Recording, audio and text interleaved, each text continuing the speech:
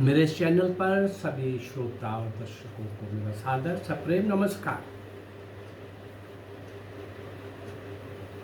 भारत के स्वतंत्रता संग्राम में एक लंबे संघर्ष में जिन महान सपूतों ने, वीर क्रांतिकारियों ने सर्वस्व निछावर किया इस स्वतंत्रता प्राप्ति के लिए, तन मन धन सब लगा दिया, आखिरी श्वास तक जूझते रहे, लड़ते रहे, संघर्ष करते रहे, आहूत हो गए इस यज्ञ के अंदर।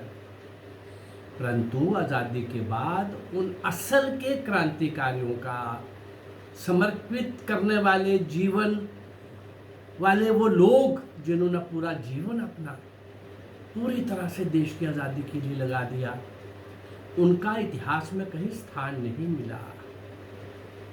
उनको कहीं भी इतिहास के अंदर देखा नहीं जा रहा और बताया गया कि आज़ादी जिन दो लोगों ने लेके दी है।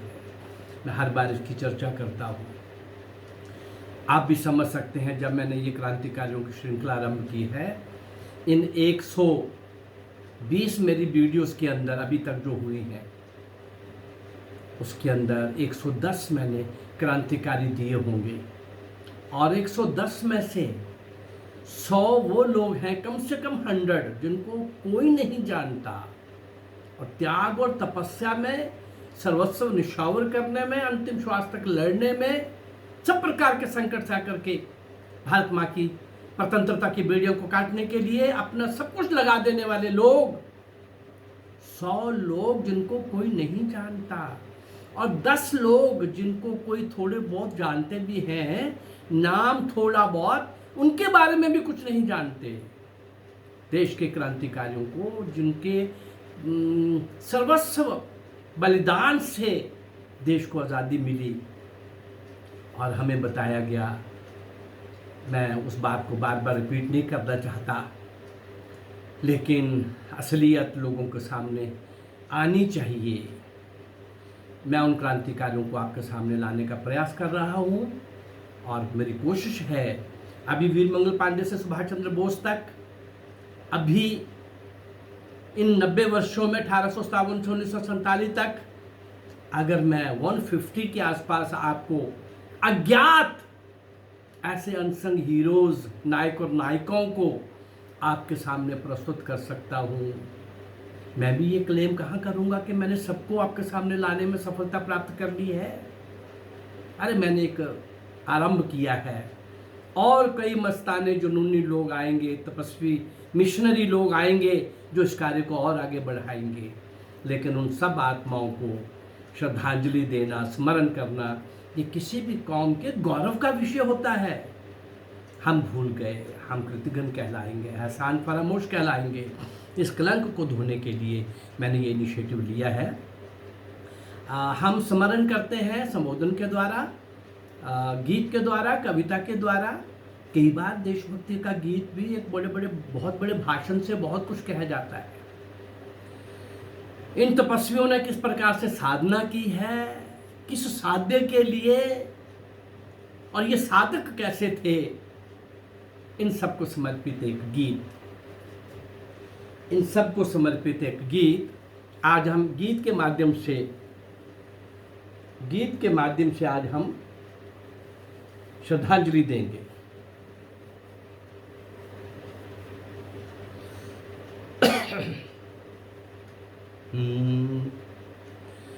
अरे साधक साधना कर, अरे साधक साधना कर, प्रबल जन जाके थपेड़ों से निरंतर तू लड़े जा, यदि न देता साथ कोई तू अकेला ही भड़े जा। आज अपने पंथ का, बस तू स्वयं निर्माण करना। क्यों पतन की ओर जाता, सीख ले उत्थान करना। लक्ष्य तेरे पास हो या दूर, बस तू साधना कर। अरे साधक साधना कर, अरे साधक साधना कर। चूमता था चरण वैभव, भूलता है आज क्यों तू। चूमता था चरण वैभव, भूलता है आज क्यों तू। मुग्ध नव जग कल्पना में, भूलता है आज क्यों तू। ज्ञान हमने ही दिया था, ज्ञान का भंडार भारत, आज के इस विश्व का भी है अमर आधार भारत। आज भी सामर्थ तुम में, आज भी सामर्थ तुझ में। मत किसी से याचना कर, अरे साधक साधना कर। अरे साधक साधना कर। राष्ट्र ही सर्वस्व तेरा, राष्ट्र ही है प्राण तेरा। राष्ट्र ही सर्वस्व तेरा, राष्ट्र ही है प्राण तेरा। आज निज तिल तिल मिटा कर, राष्ट्र का निर्माण कर तू। भग्न वीणा के स्वरों में आज मीठी तान भर तू। राष्ट्र मंदिर के पुजारी, राष्ट्र की आराधना कर। राष्ट्र मंदिर के पुजारी, राष्ट्र की आराधना कर। अरे साधक साधना कर, अरे साधक साधना कर। उन साधकों ने जिस साध्य के लिए जो कड़ी साधना की, उन सबको हम भूल जाएंगे। और गांधी जो अंग्रेजों को शूट करता था, और मोतीलाल नेहरू और पंडित जवाहरलाल नेहरू ये स्पॉन्सर्ड लीडर थे, अंग्रेजों के स्पॉन्सर लीडर थे।